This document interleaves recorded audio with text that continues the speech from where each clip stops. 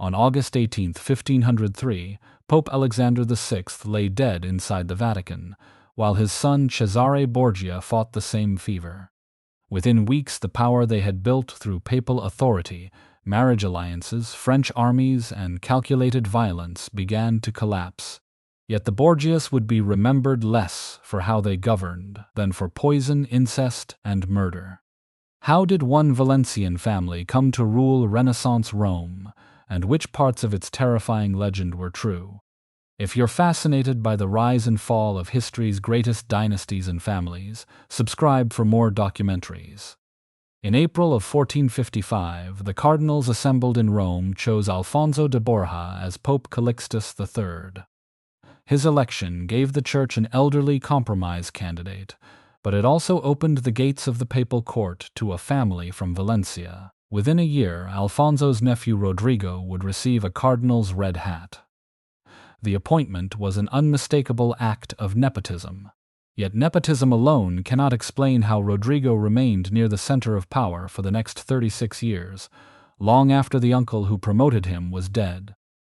The family came from the Kingdom of Valencia, one of the territories governed by the Crown of Aragon. Neither Spain nor Italy yet existed as a unified country. Valencia possessed its own laws and institutions, while the Crown connected it to a wider Mediterranean world that included Aragon, Catalonia, Sicily, and eventually Naples. In the Valencian language, the family name was Borja. Italian speakers rendered it as Borgia, the form by which the family became known across Europe. Alfonso de Borja had built his career through law and royal service. Trained at the University of Lleida, he taught law before becoming a trusted advisor to King Alfonso V of Aragon. He helped resolve the final remnants of the Western Schism and later assisted the crown in organizing its new government at Naples. These services brought him the bishopric of Valencia, a cardinal's title, and a permanent place in Rome. When rival factions divided the conclave of 1455, Alfonso emerged as an acceptable candidate.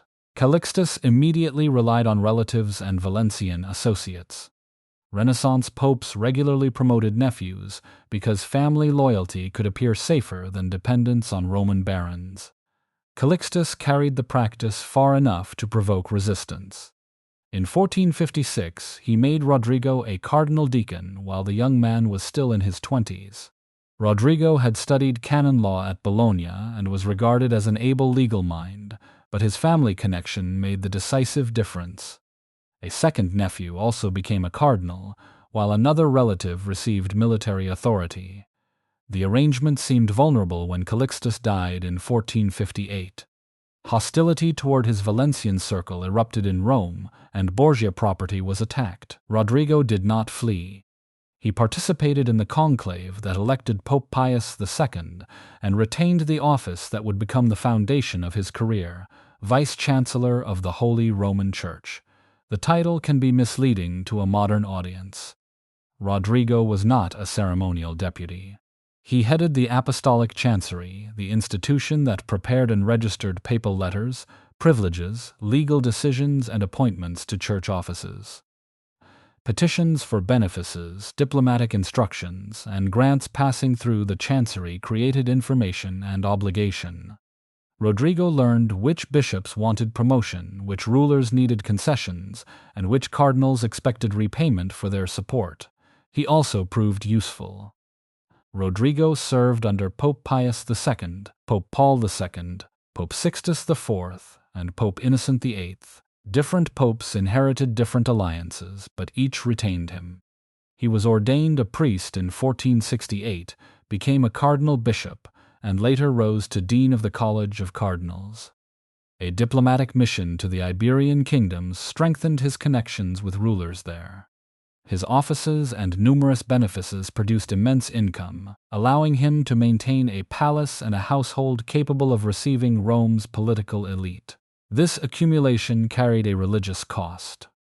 Benefices intended to support pastoral duties could instead function as sources of revenue for men who rarely visited them. Rodrigo was neither the only cardinal to profit from this system, nor an innocent participant in it. His wealth grew because the late medieval church allowed high officials to combine spiritual authority, administrative employment, and private patronage. His private life also contradicted clerical discipline. Rodrigo had children before and after entering the senior ranks of the church. His most consequential relationship was with Venosa de Catanei, a Roman woman who became the mother of 4 children he acknowledged: Cesare, Juan, Lucrezia, and Joffre. They were not yet public instruments of papal policy, but Rodrigo protected their futures and began establishing the family interests that would later dominate his reign. To many Italians, the Borgias remained foreigners. Opponents described Valencians and Catalans as intruders who used church offices to enrich their own circle. That hostility was not imaginary, but neither was it disinterested. Roman families, such as the Orsini and Colonna, practiced their own forms of patronage and resisted competitors for the same offices, fortresses, and revenues. Rodrigo learned to survive among them without surrendering his separate network. The first Borgia rise therefore rested on 2 realities. Calixtus gave Rodrigo opportunities that merit alone would never have secured. Rodrigo then preserved those opportunities through legal training, administrative competence, wealth, and carefully maintained alliances. By the summer of 1492, he was no longer merely the beneficiary of his uncle's favor. He had become one of the wealthiest, most experienced, and most carefully connected men in the College of Cardinals. On the morning of August 11, 1492, Rodrigo Borgia emerged from the conclave as Pope Alexander VI. At 61, he had spent most of his adult life inside the government of the Church. His victory was immediately accompanied by celebration, suspicion, and accusations that the papacy had been sold.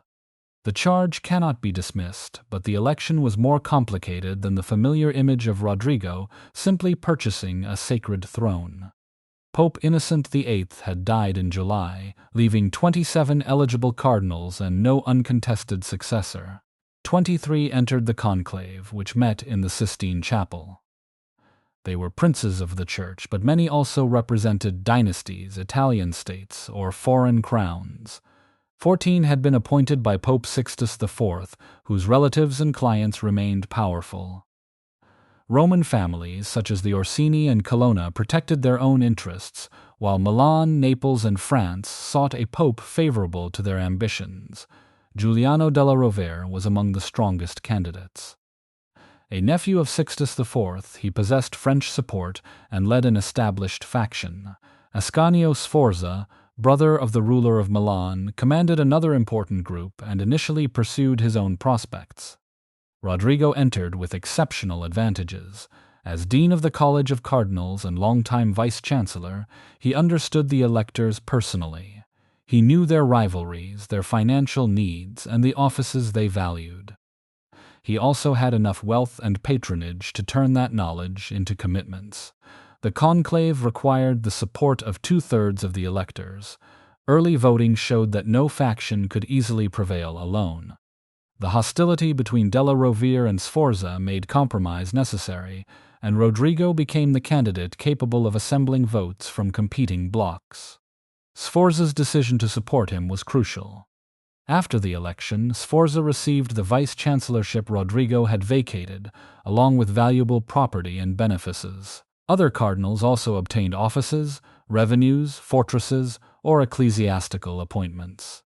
Contemporary diplomatic reports treated these rewards as evidence of simony, the buying or selling of spiritual office. Stories circulated that silver had been transported to secure votes. Some details came from hostile observers and cannot be independently reconstructed. The surviving records do not provide a complete account book matching every cardinal to a specific price. They do, however, show extensive promises and transfers surrounding the election. It is therefore reasonable to conclude that material inducements played a serious role. That conclusion still requires context. Papal elections in this period were political negotiations in which candidates routinely promised appointments and favors. Rodrigo's rivals also sought foreign money and offered rewards. This does not excuse his conduct. It explains why wealth alone was insufficient. A rich cardinal without allies could not command the required majority, while a respected cardinal without resources might be unable to hold a coalition together. Rodrigo prevailed because money, experience, factional rivalry, and personal negotiation worked in combination. The final vote was presented as unanimous, following the custom by which opponents could join the winning candidate once the result was certain.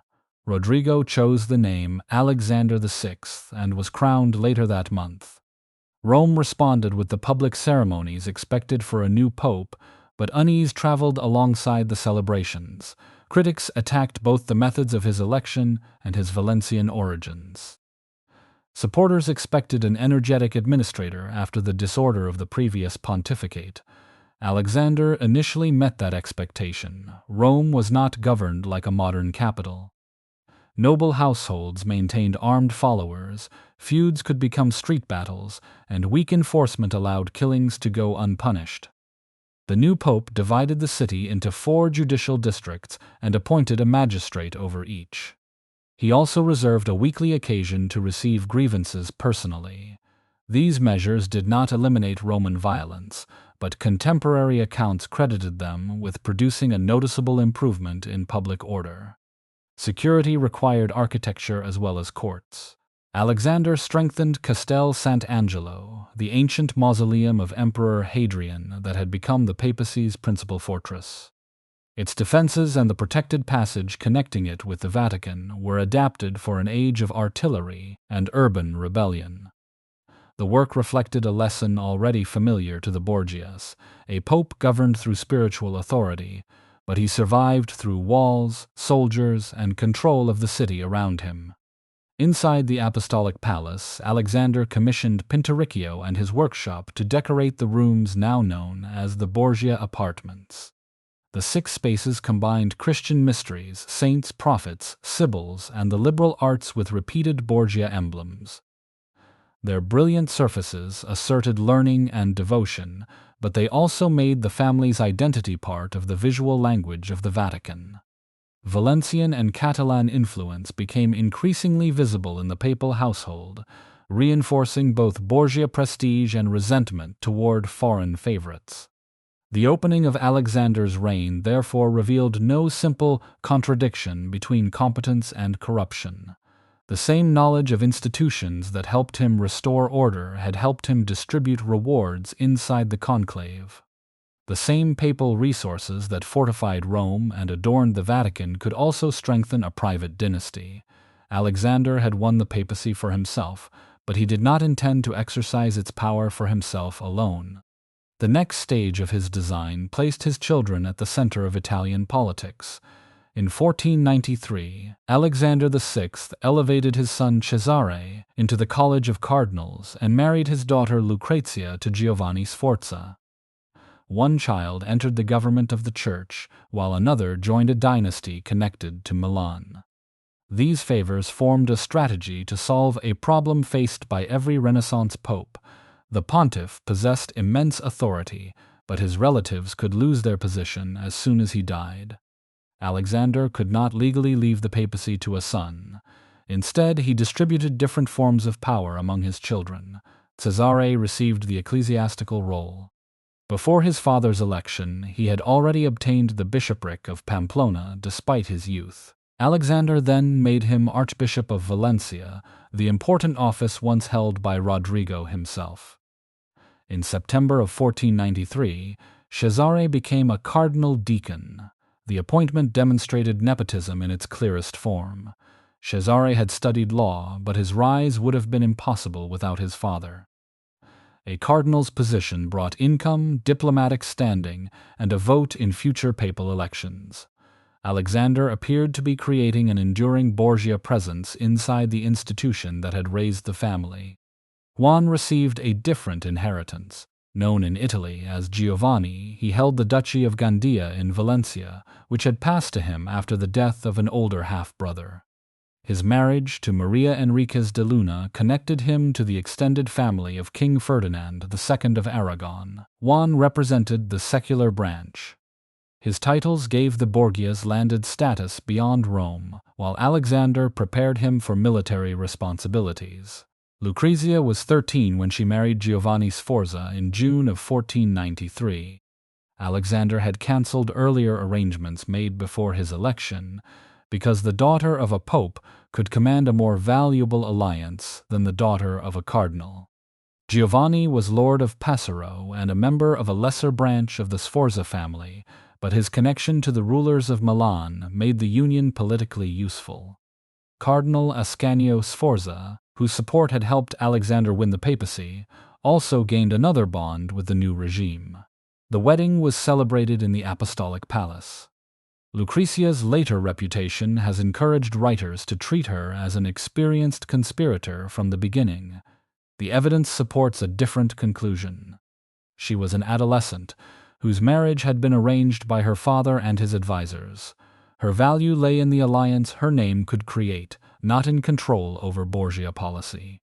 The youngest of these 4 children, Geoffrey, became the link to Naples. In 1494 he married Sancha of Aragon, an illegitimate daughter of King Alfonso II of Naples. The couple received the titles of Prince and Princess of Squillace. Their marriage strengthened Alexander's relationship with the Neapolitan dynasty, as the kingdom faced a dangerous French claim. Family policy extended beyond Alexander's children. His relationship with Giulia Farnese connected the Pope to both the Farnese and Orsini networks. Giulia was married to Orsino Orsini, while her brother Alessandro pursued a career in the church. Alexander made Alessandro a cardinal in the same year as Cesare. Contemporary observers connected the promotion to Giulia's influence. Alessandro possessed education and ability, but the relationship gave his career an extraordinary acceleration.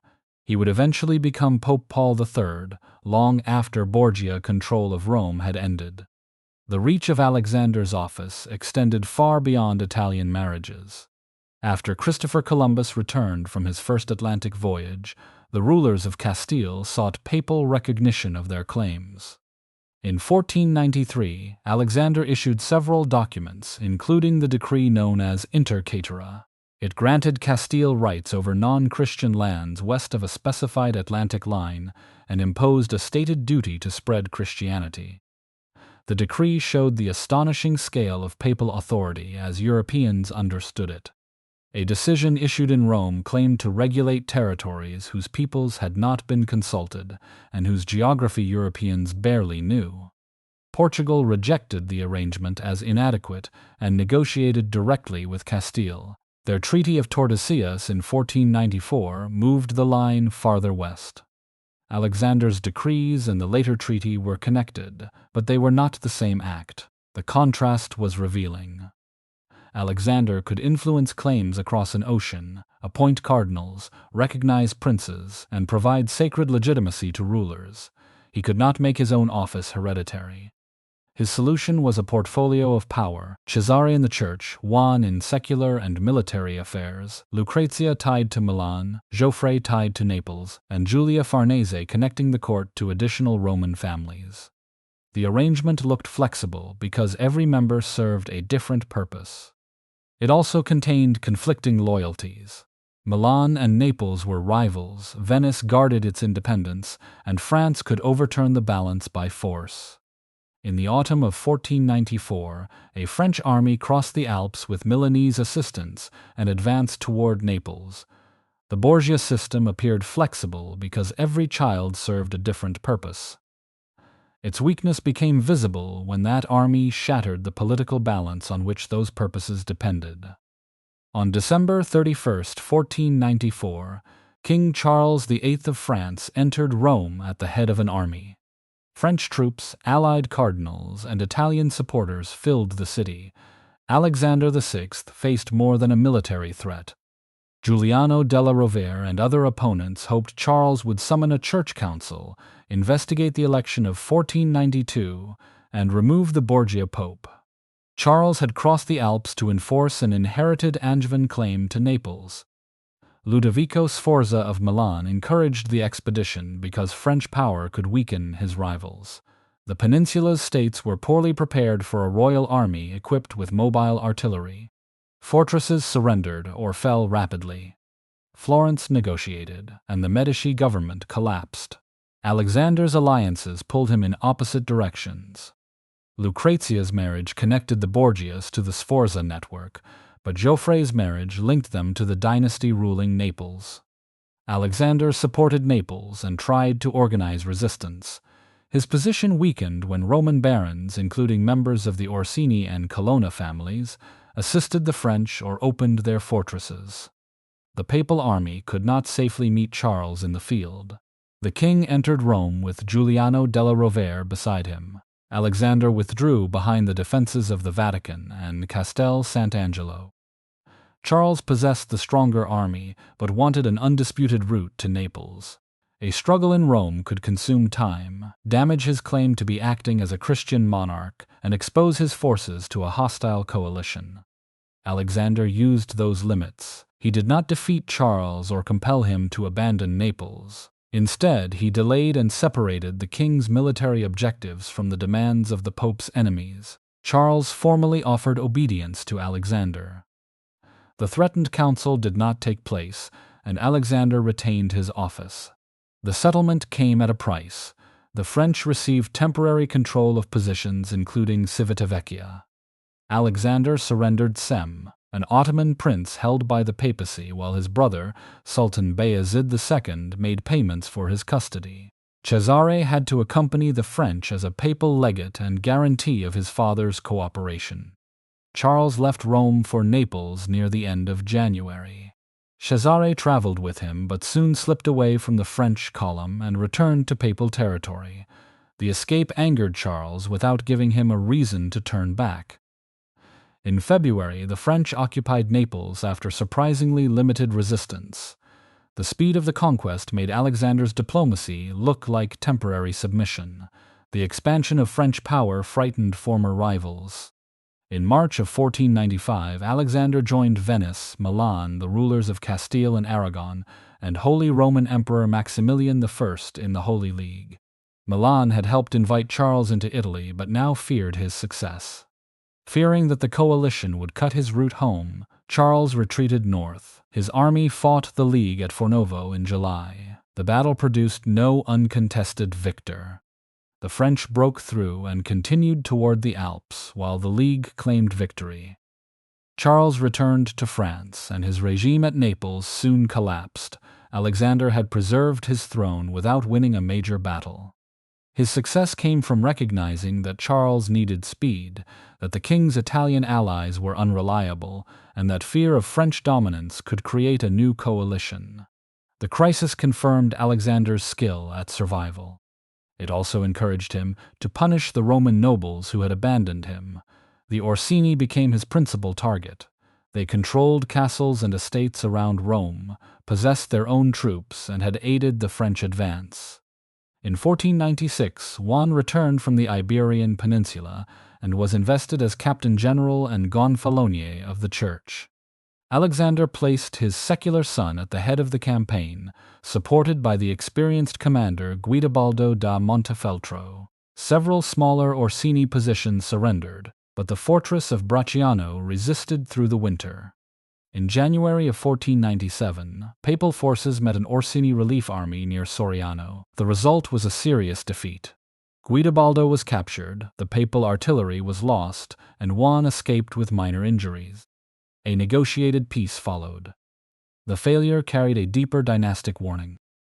The campaign exposed the difference between the title Alexander had given his son and the military ability Juan had demonstrated. At the same time, another challenge was growing in Florence. The Dominican preacher Girolamo Savonarola had welcomed Charles as an instrument of divine punishment and helped shape the republic that followed the Medici expulsion. He denounced corruption in the church and refused to separate religious reform from Florentine politics. Alexander summoned him to Rome and restricted his preaching. Savonarola resisted, while Florence remained attached to France and outside the Pope's preferred alliance. By early 1497, Alexander had survived invasion but had not secured obedience from the Orsini, Florence, or Savonarola. His diplomacy had preserved the papacy, while Juan's defeat had weakened the family's military design. Alexander had survived the King of France and preserved his throne. He was less prepared for the violence that struck inside his own family, within sight of the city he governed. When Juan Borgia's body was pulled from the Tiber in June of 1497, he was still fully clothed. Multiple wounds marked his head, neck, body, and legs, yet a purse containing 30 ducats remained attached to him. The money made ordinary robbery unlikely. Whoever killed the Duke of Gandia had wanted him dead, and the crime removed the son Alexander VI had selected to carry Borgia power into the secular world. Juan had dined on the evening of June 14th at the home of his mother, Vanosa dei Catanei. Cesare was present, and the brothers left together before separating in Rome. Juan dismissed most of his attendants and departed with a mysterious masked companion. When he failed to return, Alexander ordered a search of the city and river. A witness reported seeing several men throw a body into the Tiber during the night. Searchers then recovered Juan. Alexander demanded an investigation, but no surviving record identifies a killer. The wounds, the retained money, and the apparent effort to conceal the body establish murder and suggest planning. They do not establish motive. The investigation ended without a public charge, and the evidence does not explain whether it was stopped because witnesses could not be found, because powerful suspects were involved, or because the inquiry threatened information the papal court preferred to contain. The Orsini had an evident motive for revenge after Alexander's campaign against their estates. Members of the Sforza network had also quarreled with the Borgias. Juan's private conduct created the possibility of a violent dispute involving a woman, her family, or a jealous rival. Each theory fits part of the political environment. None is supported by evidence strong enough to resolve the case. Cesare became the most famous suspect because Juan's death eventually allowed him to pursue the secular career he appeared to desire. Later writers added stories of jealousy between the brothers and treated Cesare's subsequent violence as proof of earlier guilt. That reasoning works backward from his reputation. The accusation did not dominate the earliest reports and appeared explicitly in surviving diplomatic correspondence only months later. No witness, letter, payment, confession, or physical evidence connects Cesare to the killing. He also remained a cardinal for more than a year after Juan's death. Opportunity and later benefit are not proof of murder. Alexander's grief was public and politically disruptive. He spoke before the cardinals, withdrew from ordinary business, and announced a program of church reform. A commission of 6 cardinals produced proposals addressing the sale and accumulation of offices, clerical discipline, and the transfer of church property. The project offered an answer to critics who saw Juan's death as judgment upon the papal household. Alexander did not carry the proposed reforms into lasting effect. Dynastic and diplomatic concerns soon reclaimed his attention. Lucrezia's first marriage was already being dismantled. The alliance with Giovanni Sforza had lost much of its value after Milan helped bring the French into Italy. Alexander sought an annulment on the ground that the marriage had never been consummated. Giovanni resisted because agreement would humiliate him publicly and threaten his financial interests. Under pressure from his Sforza relatives, he eventually accepted the terms, and the marriage was annulled in December of 1497. Giovanni answered humiliation with an accusation that would outlive everyone involved. He claimed Alexander wanted Lucrezia returned so that the Pope could possess his daughter himself. Versions of the allegation later included Cesare and other brothers. The charge arose during a hostile dispute in which Giovanni was being compelled to acknowledge his own sexual incapacity. No independent testimony or documentary evidence confirms incest. Lucrezia was not directing the annulment. She was the object being transferred from an obsolete alliance toward another marriage. While the Borgia household absorbed these crises, the confrontation with Girolamo Savonarola intensified. Alexander excommunicated the friar in May of 1497 after repeated disputes over preaching, obedience, reform, and Florence's political relationship with France. Savonarola's moral attacks on corruption were genuine, but the conflict was never purely theological. His followers shaped Florentine government, while his enemies inside the Republic sought an opportunity to destroy his influence. That opportunity came in April of 1498, when a proposed trial by fire intended to test Savonarola's divine claims dissolved in confusion without taking place. The waiting crowd turned against him. Florentine authorities arrested Savonarola and 2 fellow friars. Interrogations included torture, and the surviving confessions were shaped by a deeply compromised process. Papal commissioners participated in the final proceedings, but Florence's government controlled the prisoners and carried out the sentence. On May 23rd, the 3 men were hanged and their bodies burned in the city's main square. Alexander's pressure was essential to Savonarola's fall, yet the execution also resulted from shifting Florentine factions, popular anger, and civic calculation. As with Juan's murder and Lucrezia's reputation, a simple verdict conceals competing interests and uneven evidence. Juan's killer remained unknown, but the political consequence was unmistakable. The family had lost its intended soldier, while Lucrezia's Milanese marriage had been erased and Savonarola's challenge had ended. Alexander now needed to rebuild his dynastic strategy. Cesare was prepared to exchange his cardinal's robes for armor. On August 17, 1498, Cesare Borgia appeared before the College of Cardinals and formally surrendered his rank. The decision was public, deliberate, and possible only because Pope Alexander VI supported it. Juan Borgia's death had left the family without the commander intended to secure its future in Italy. Cesare would fill that vacancy by acquiring a title, a marriage, and an army through a new alliance with France. The opportunity came from Louis XII, who became King of France in 1498. Louis claimed the Duchy of Milan through his Visconti ancestry and sought to end his marriage to Jeanne of France so that he could marry Anne of Brittany. The case required an ecclesiastical judgment. Alexander's cooperation mattered, but the arrangement should not be reduced to the sale of an annulment. A church tribunal examined the marriage, while the king and pope pursued a broader political exchange. Louis gained papal support for dynastic policies. Alexander gained French assistance for his son's secular career. Cesare carried a papal instrument connected with the royal annulment proceedings to France.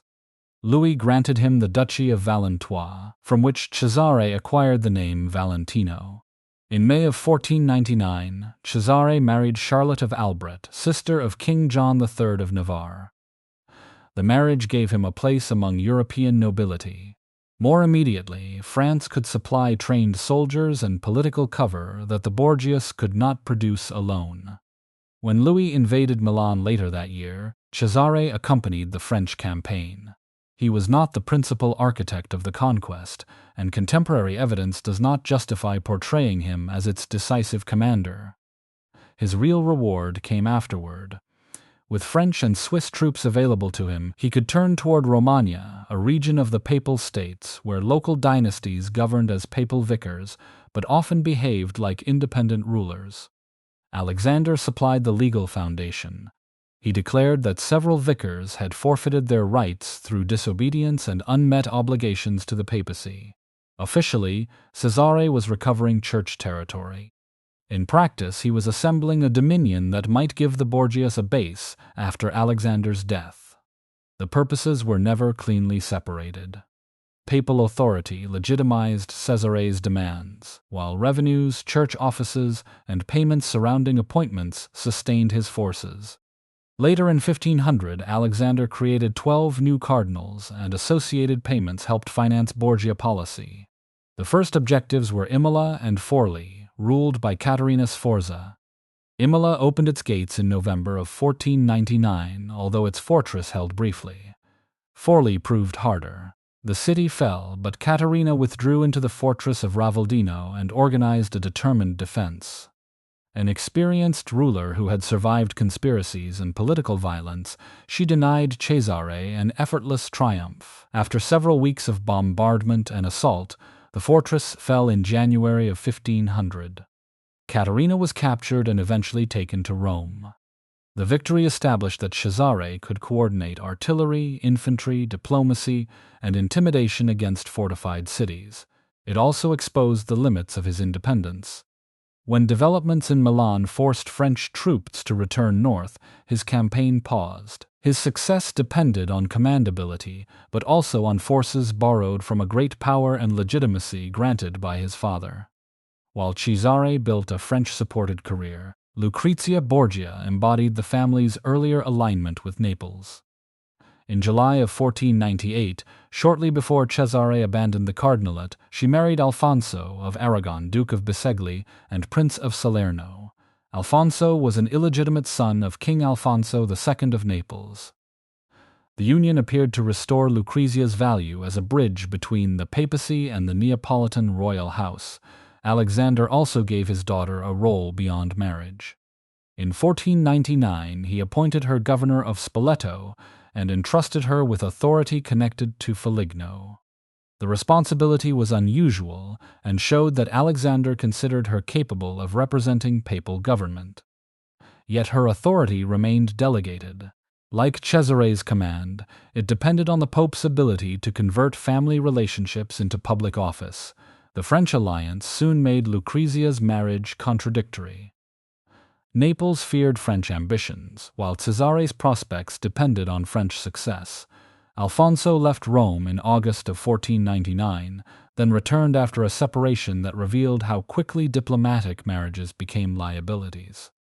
The birth of a son strengthened his connection to Lucrezia, but did not resolve the political conflict. By early 1500, Cesare had answered the immediate question created by Juan's death.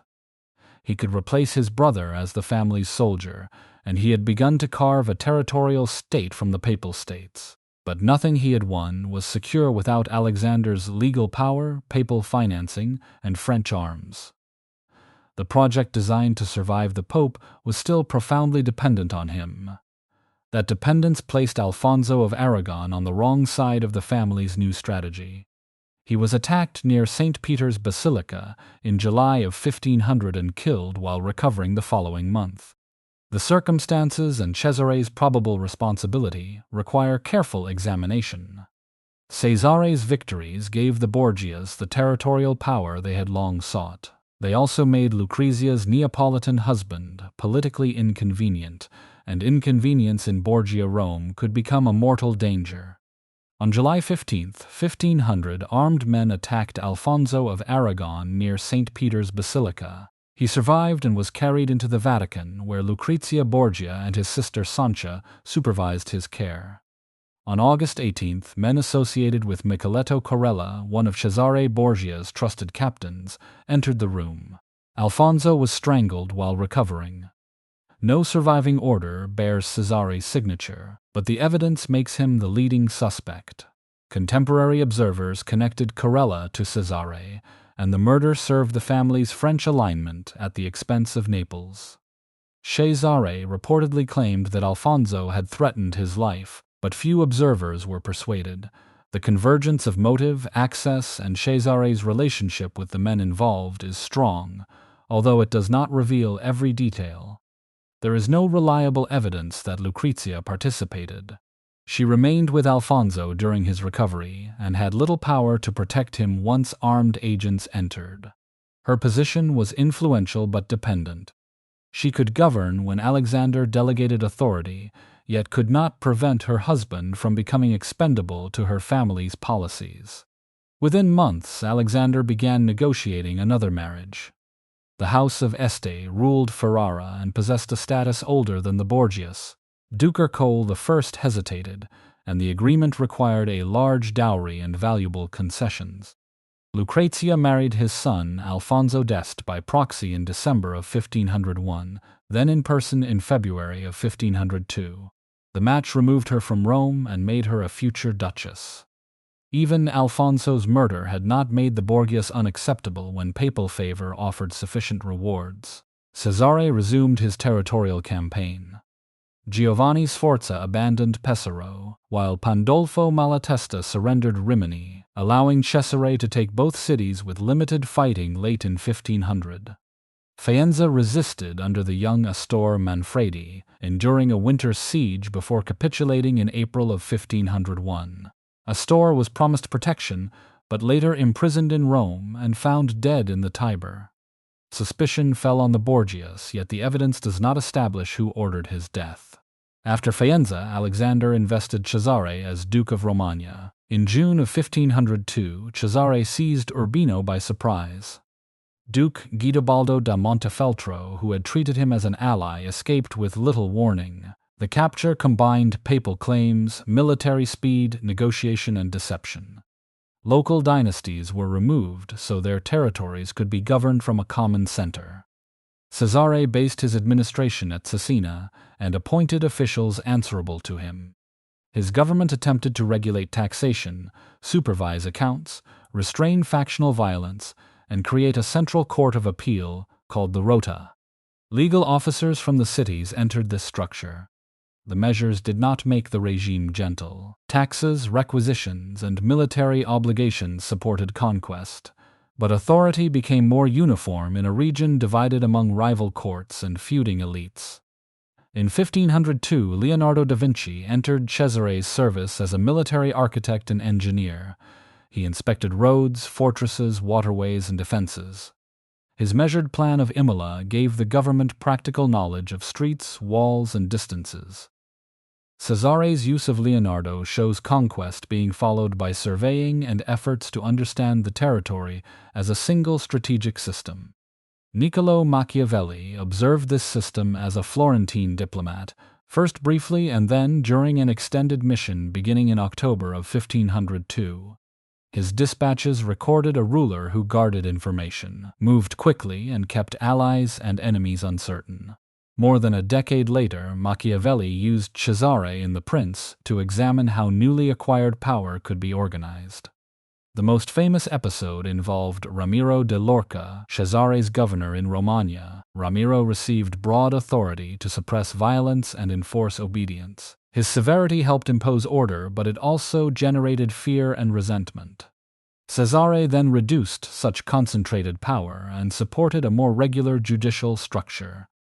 On December 26, 1502, Ramiro's severed body was displayed in the main square of Cesena beside a blood-stained knife and a wooden block. Machiavelli later argued that Cesare had deliberately placed responsibility for earlier cruelty upon his minister, then destroyed him to win the population's favor. That interpretation is plausible, and the public staging clearly carried a political message. It is not the only possible explanation. Ramiro also faced accusations of corruption and disloyalty during a moment of conspiracy. The evidence confirms the execution and its calculated display, but it does not prove that Cesare had planned the entire sequence from the beginning. Cesare therefore created genuine order without separating administration from terror. Courts, officials, taxation, and technical surveys strengthened centralized government. Sudden conquest, broken assurances, imprisonment, and public execution taught subjects and servants what resistance could cost.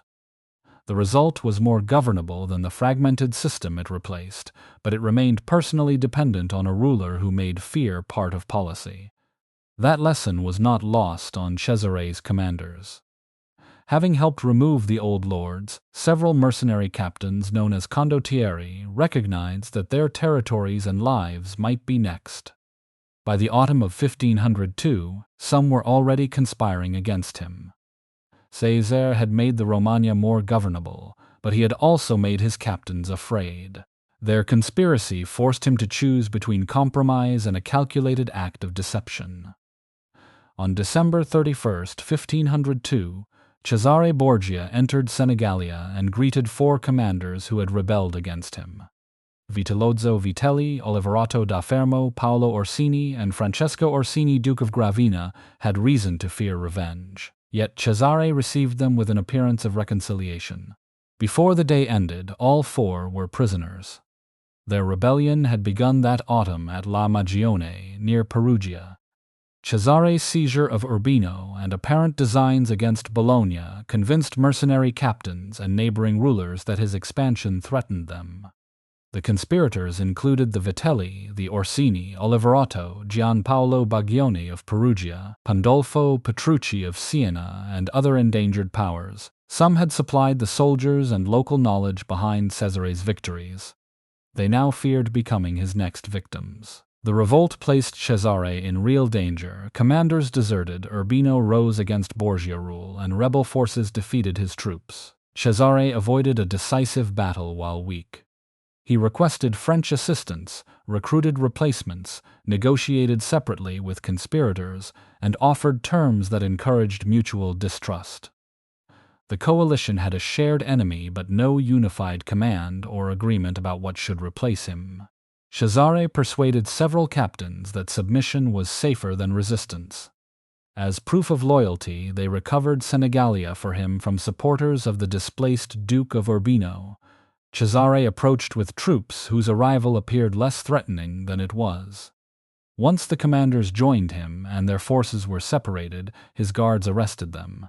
A diplomatic settlement became a prepared purge. Vitellozzo and Oliverotto were strangled that night, reportedly by Micheletto Corella and his men. Paolo Orsini and the Duke of Gravina remained captives, while Alexander moved against the Orsini in Rome. After family leaders were arrested and their property seized, the two prisoners were strangled in January of 1503. The arrests and killings are well documented, although the private instructions and words exchanged inside Cesare's quarters do not survive. Niccolò Machiavelli was nearby as Florence's representative and reported as events unfolded. His later narrative, commonly called the Description, provides the fullest sequence of Cesare's maneuver. Its proximity makes it essential evidence, but not a complete transcript. Machiavelli did not witness every private meeting, relied partly on information circulating through the camp, and shaped the episode into a study of political deception. His account establishes the operation's calculated character more securely than it establishes every detail. Senegalia brought Cesare to the height of his power. He had recovered rebellious territory, destroyed commanders with their own armies, and demonstrated that weakness could conceal preparation. Alexander simultaneously attacked the Orsini around Rome. By early 1503, the Borgias controlled a connected dominion in Romagna, commanded fortified cities, and had neutralized many opponents. Yet the triumph exposed a structural weakness. Cesare's titles came from papal authority. His campaigns drew on papal money, diplomacy, and offices granted by Alexander. His state possessed officials and courts, but no accepted succession independent of the pope. Father and son had concentrated power by working through one another. If either were removed, the system would lose its support.